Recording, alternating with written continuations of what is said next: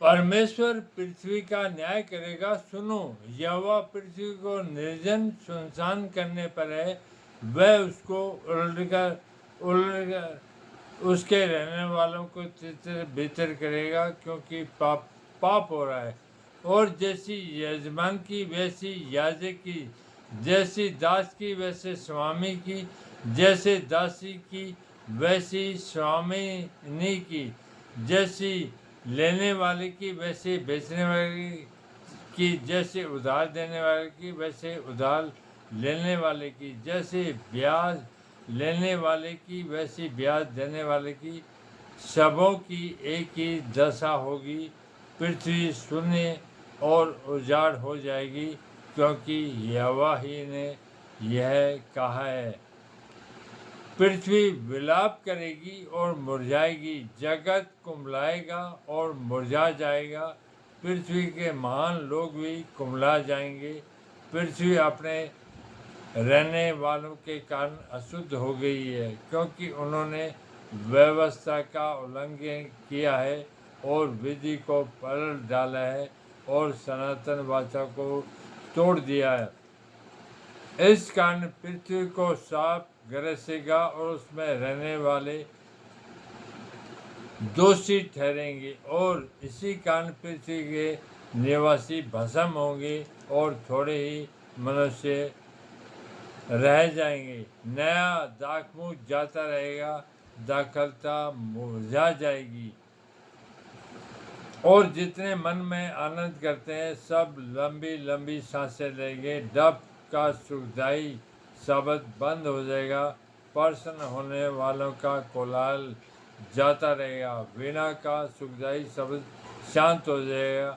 वे गाकर फिर दाखमूद न पिएंगे। पीने वालों को मदिरा कड़वी लगेगी।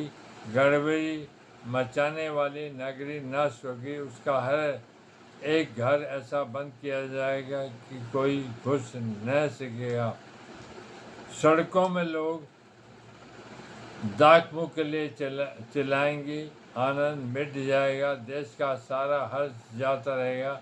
नगर उजाड़ ही उजाड़ रहेगा और उसके फाटक तोड़कर नष्ट किए जाएंगे, क्योंकि पृथ्वी पर देश देश के लोगों में ऐसा होगा जैसा कि जैतून के झाड़ने के समय या दाख तोड़ने के बाद कोई फल नहीं रह जाते।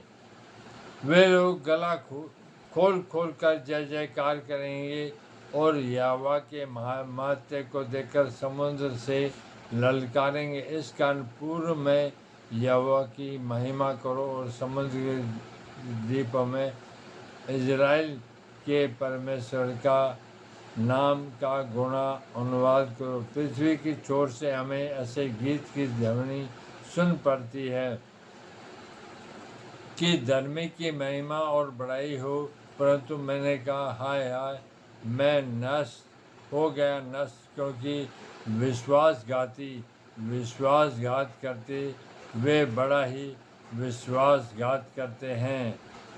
हे पृथ्वी के रहने वालों, भय और गड्ढा और फंदा तुम्हारे लिए है।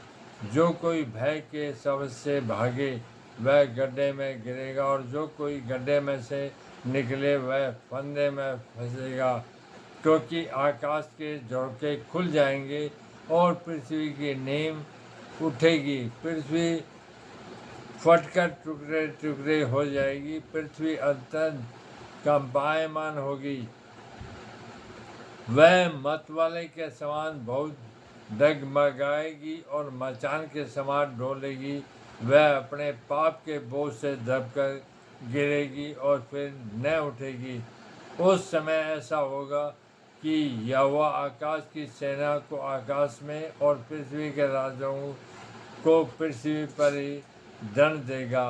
वे बंदियों के समान गड्ढे में इकट्ठे किए जाएंगे और बंदी गृह में बंद किए जाएंगे, और बहुत दिनों के बाद उनकी शुद्धि ली जाएगी। तब चंद्रमा संकुचित हो जाएगा और सूर्य लज्जित होगा, क्योंकि सेनाओं का यहोवा सिय्योन पर्वत पर और यरूशलेम में अपनी प्रजा के पुरनियों के सामने प्रताप के साथ राज्य करेगा।